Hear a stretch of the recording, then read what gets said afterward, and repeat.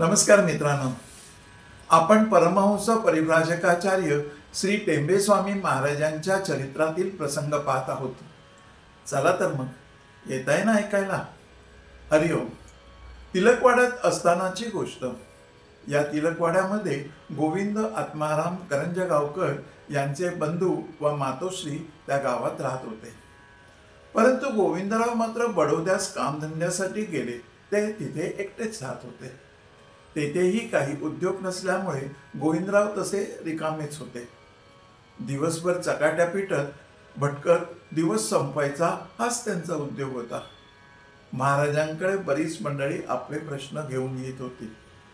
अशा वेळी गोविंदरावांना काहीतरी उद्योग लागावा म्हणून त्यांच्या मातोश्रीने महाराजांकडे काहीतरी उपाय गोविंदरावांकरता सांगावा अशी विनंती केली. पण आपणास काही याबद्दल समजत नाही, मी काय सांगणार असे महाराज मातोश्रींना उत्तर देत असत. शेवटी त्या बाईंचा फारच आग्रह पाहून तुमच्या मुलाला इकडेच बोलावून घ्या, म्हणजे मग पाहता येईल असे महाराजांनी सांगितले. त्याप्रमाणे बडोद्याहून गोविंदरावांना त्यांच्या मातोश्रीने तिलकवाड्यास बोलावून घेतले. प्रथमदर्शनीच महाराजांची ती दिव्य मूर्ती पाहून गोविंदरावांच्या मनात पूर्ण श्रद्धा उत्पन्न झाली. त्यांनी अनन्य भावाने महाराजांना वंदन करून ते निश्चिंत झाले. दुसऱ्या दिवशी नदीवर स्नान करून ओले त्यानेच येण्याबद्दल गोविंदरावांना महाराजांनी आज्ञा केली.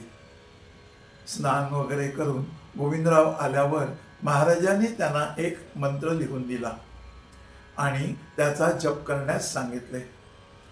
महाराजाच्या अतिप्रभावाने अत्यंत श्रद्धेने गोविंदरावांनी तो जप केला. त्याचे फळ म्हणून 8 ते 9 दिवसातच त्यांना नोकरीचा योग आला. पुढे बरीच वर्षे नोकरी झाल्यावर त्यांनी स्वेच्छेने निवृत्ती घेतली. मध्यंतरी त्यांनी महाराजांना गरुडेश्वरी जाऊन भेटही घेतली. त्यावेळी महाराजांनी त्यांना स्मारकाग्नी ठेवण्याबद्दल सांगितले. अशीच तिलकवाड्यातली आणखी एक घटना. गणेश अंगरे या नावाचे एक गृहस्थ सरकारी नोकर होते. त्यांच्या पत्नी नर्मदाबाई बरेच दिवस यांना संतती होत नव्हती. त्यांचे माहेर तिलकवाड्यास होते. नर्मदाबाईंच्या मातोश्री वारुबाई करंजगावकर यांचा एक नियम होता की नर्मदा प्रदक्षिणा करून जे कोणी तेथे येतील त्यांना विचारून त्यांना जे आवश्यक असेल ते साहित्य त्यांना देऊन सहाय्य करायचे. कोणी संन्यासी आला तर त्यांना विशेष म्हणून घरी बोलवायचे. असे बरेच दिवस त्यांचा नियम चालू होता. महाराज तिलकवाड्यास आल्यावर तेथे त्या बाईंच्या प्रेमाच्या आग्रहावरून त्यांचे घरी केव्हा केव्हा भिक्षेस जात असत.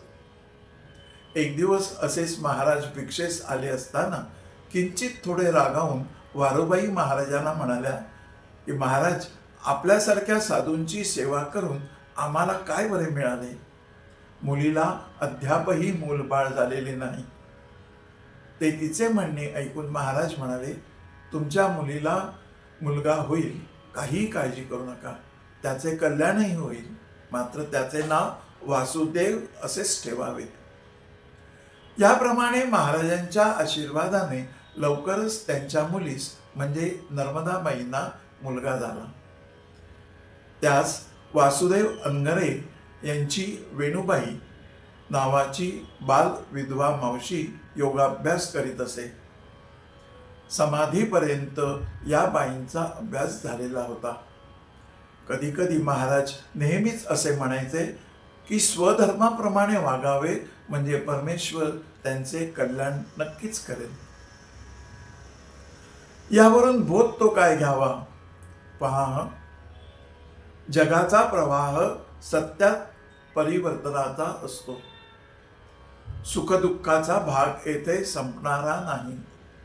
या प्रवाहात असलेल्यांची मने द्वेषाप्रमाणे आसक्तीत कलुषित झालेली आहेत. याचा अतिरेक क्रोधात होतो. परिणामी अति गाजलेली व्यक्ती जगाच्या विषयापासून कंटाळली गेलेली असते. ती भोगात सुद्धा दुःख पाहते. तिथेच आत्मावलोकनाची क्रिया चालू होत असते. जेवढे जास्त अंतरात निरीक्षण करीत जावे तितके अधिक अधिक प्रमाणात मन शांत होतं. संशयाची वृत्ती निवृत्तीत होते. मनुष्याला स्वतःला माहीत नाही की तो कोण आहे, कारण त्याचे विचार, भाव आणि संकल्पना सारख्या बदलत असतात. ज्यावेळी तो स्वतःकडे पाहतो, स्वतःबद्दलचा विचार करतो, तेव्हा त्यालाच उत्तरेही मिळत जातात. मूलभूत 3च प्रश्न स्वतःला प्रत्येकाने विचारावे. मी कोण? मी कुठून आलो? आणि मी कुठे जाणार आहे? हे विचार आत्मतत्वावर केंद्रित होत नसून सूक्ष्म शरीरापर्यंत पोहोचत असतात. परंतु या स्थितीपर्यंत पोहोचण्यास सुरुवात मात्र करावी लागते. ती स्वधर्माने, न्यायनीतीने आपण आपले कर्तव्य करीत राहावे. म्हणजे कळते ते तत्व आहे तरी काय, त्याचे स्वरूप कसे आणि त्याचा अंत कुठे आहे हे साहजिकच आपोआप कळत जाते. धर्मशास्त्रातून समाजाचे संतुलन व्यवस्थित राहावे म्हणून कार्यकारण भावातून समाजाच्या कर्तव्य बुद्धीने वर्गीकरण केलेले आहे. वर्ण म्हणजे जात नव्हे हे पूर्णपणे लक्षात घ्या.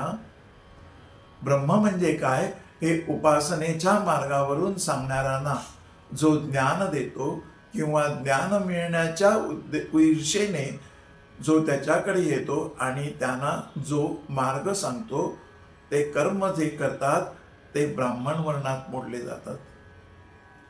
समाजाच्या संरक्षणासाठी जे कार्य करीत असतात ते क्षत्रिय समजले जातात.